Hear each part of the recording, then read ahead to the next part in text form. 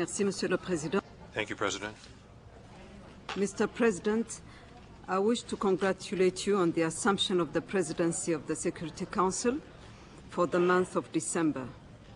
Since this is also your last month as an elected member of this council, along with Libya, Vietnam, Croatia, and Costa Rica, I would like to pay tribute to the outstanding work you have done for the African continent and indeed for international peace and security.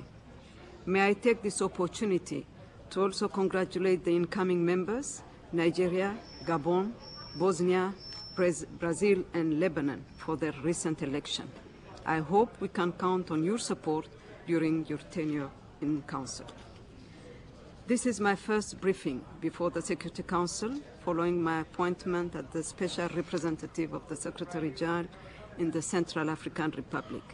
It coincides with the presentation of the last report of the Secretary General on the situation in the Central African Republic before the transformation of BONUCA into an integrated peacebuilding office.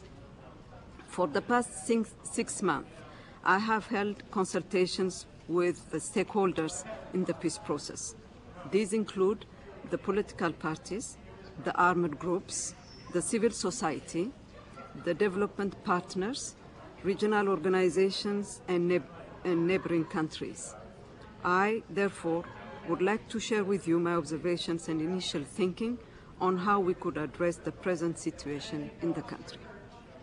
Mr. President, the Central African Republic has experienced violence and confrontations between the government and the rebel groups since 1999.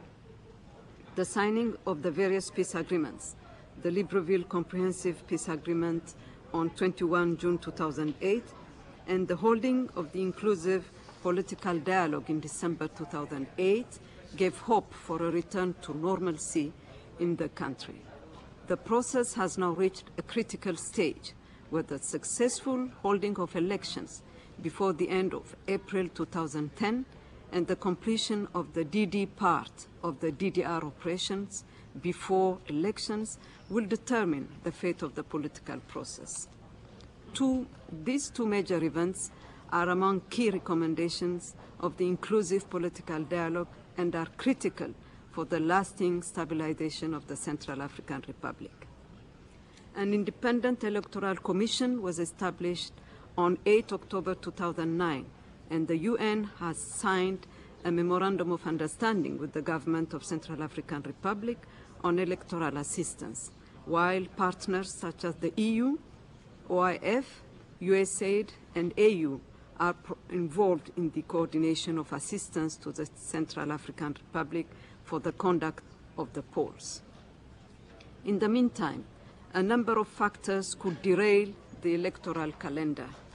These include attempts by some political actors to create a constitutional vacuum and request an extension of the mandate of the current administration beyond April 2010. The restrictions of the political leaders to carry out normal political activities, and the risk by the political leaders to incite hatred or divisions. In addition, the current level of insecurity generated by the activities of those armed groups that have not yet joined the peace process, the movements of the Lord's Resistance Army, LRA, in some parts of the country, as well as the delay in the implementation of the disarmament and demobilization program, pose a serious threat to the entire peace process. Economic progress so far accomplished has resulted in the attainment of completion under point under the HIPIC initiative earlier this year. However, much more remains to be done to fight poverty. Government's program of civil service reform and fight against corruption, as well as the introduction of statutory declaration of assets by senior civil servants and heads of public companies, is encouraging. Audit of key economic sectors, such as forestry, mining, and telecommunications, recommended by last year's inclusive political dialogue, should be carried out.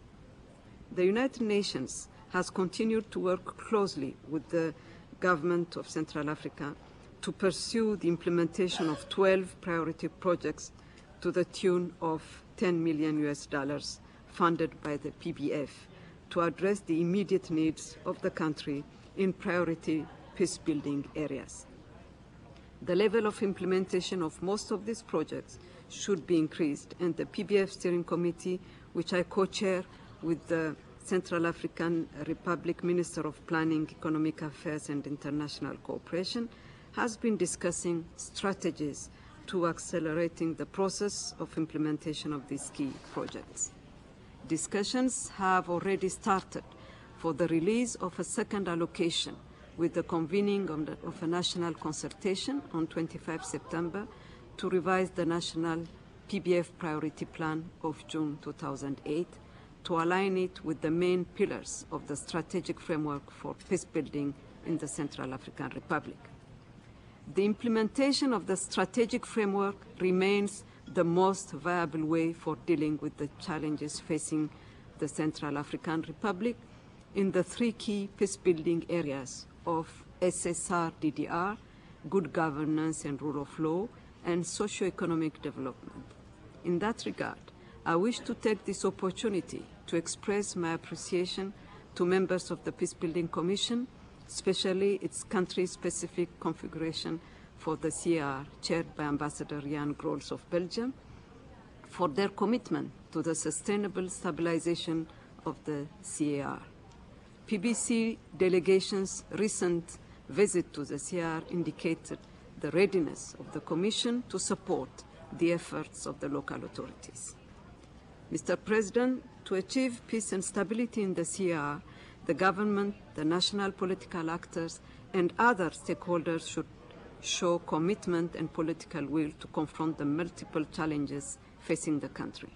Similarly, concerted regional and international support and assistance are required at this very critical point to support the peace process. In this connection, political discussions and good offices with all the parties and actors in the peace process should be intensified in order to obtain the full implementation of the outcome of the Libreville Comprehensive Peace Agreement and the inclusive political dialogue. The capacity of the follow-up committee set up on 29 January 2009 should be reinforced to speed up the decision-making process and ensure the implementation of the decisions. Mediation efforts and local peace initiatives should continue to ensure that the forthcoming polls do not ignite a political crisis. Meanwhile, the permanent consultation framework recommended by the inclusive political dialogue should be established. As recommended by the recently deployed UN Electoral Needs Assessment Mission to the Central African Republic, the UN's capacity to provide political guidance during the electoral and DDR process should be strengthened. Likewise, there should be an increase of the regional and international support to the Independent Electoral Commission to allow it to fulfill its mandate. To this effect, international efforts and assistance should be coordinated and provided in a timely manner. Progress made by the DDR Steering Committee and the deployment of the 31 military observers are commendable. These observers should be deployed during the coming days to ensure the completion of the DD process prior to the holding of the elections. In the meantime, the reintegration program for both ex-combatants belonging to the various rebel movements that have signed the peace accords and the disarmament of other armed groups, ethnic militias, self-defense, and unconventional armed elements which are not included in the process should also be accelerated. These objectives would be on top of my priorities. I will continue to work closely with the national stakeholders, the UN family, the international NGOs, the economic community of Central African states, the Communauté économique et monétaire d'Afrique centrale, the African Union, representatives of the international community accredited to Bangui, MICOPAX, FOMAC, MONUC, MINURCAT, UNAMID, and UNMISS to achieve the above goals. Mr. President, the Security Council may wish to support the above recommendations.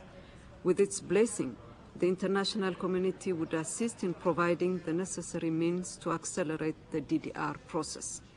That would encourage the implementation of the recommendations of the inclusive political dialogue and pave the way for reconciliation with groups that have not yet joined the process. I would also help create conditions for free and fair elections and promote economic assistance. It would also help, create conditions for free and fair elections and promote economic assistance. Let me now provide you with a brief update on the process of transforming BONUCA to an integrated peacebuilding office, BINUCA. Based on your decision of April 7th and in view of the budgetary cycle of the Fifth Committee of the General Assembly, DPA and DFS, in close coordination with BONUCA, have been working hard to ensure that an integrated office is in place on 1 January 2010. We have completed all substantive interviews for the substantive posts of the new mission.